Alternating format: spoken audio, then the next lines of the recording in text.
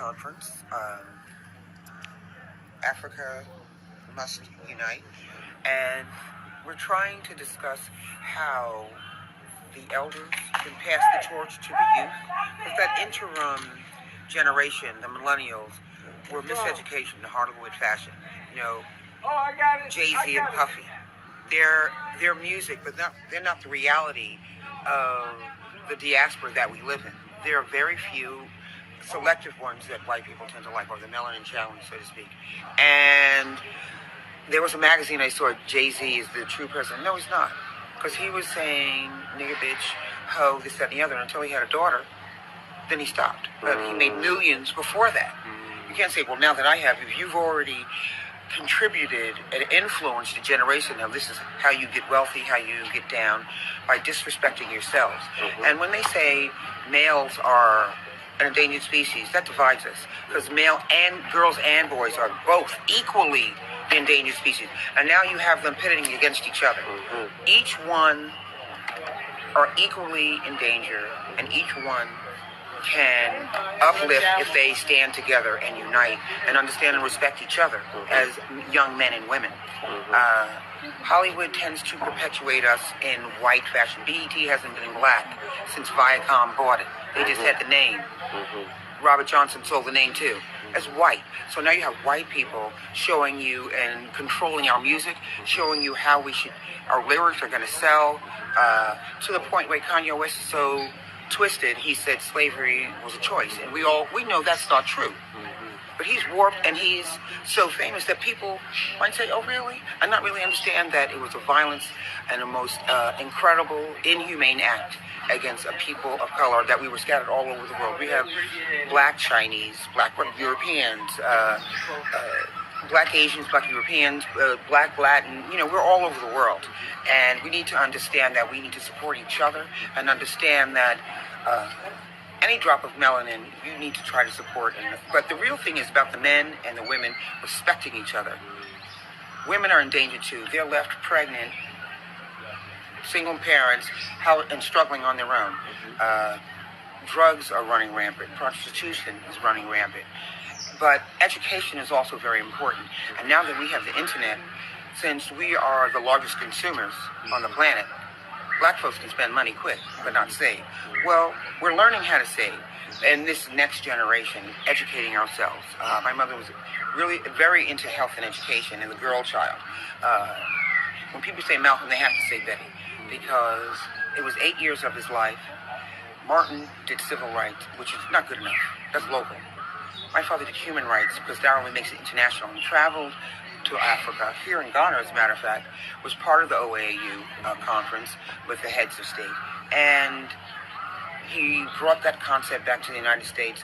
The OAU, the Organization of African Unity, was here, and he started the organization Afro-American Unity, and trying to combine the link between Africa and African Americans in the United States. And he was doing well, but unfortunately a lot of Pan-Africanists died before 40. They were killed because what they were promoting was the knowledge of our intelligence and our history and the wrongs that happened and what we can do to correct it by education, which is key. If you don't know, you'll be fooled forever. Okay? Peter Bailey can say you don't have a Chinese chance in hell. Well, who cares? That was then, this is now. There was no excuse now to be fooled. You can learn on your iPhone. People who can't afford to go to college proper can get college online, just with their laptop, make their own hours, and still get a degree. So education is more important, most important. The little things that come by, the little treats, but it comes by work. You can't expect this. Some of these generations feel a sense of entitlement. There is no entitlement. Okay? God forbid I come home with less than a B+. I'm the daughter of Malcolm and Betty. Excuse me, Betty and Malcolm. Sorry about that, ladies. But it was about taking it seriously. You can have fun, but prepare yourself. You have to prepare yourself, and especially minority groups. They know what the struggle is, and when they come here, they work. And especially in the United States, it's a sense of entitlement, and I don't even have a sense of entitlement. My mother made us work. We worked. I went to college at 15 when it's normally 18, because I worked. We had one TV in the house, and we had a huge house. There was a TV room, that's it. You have books, we work.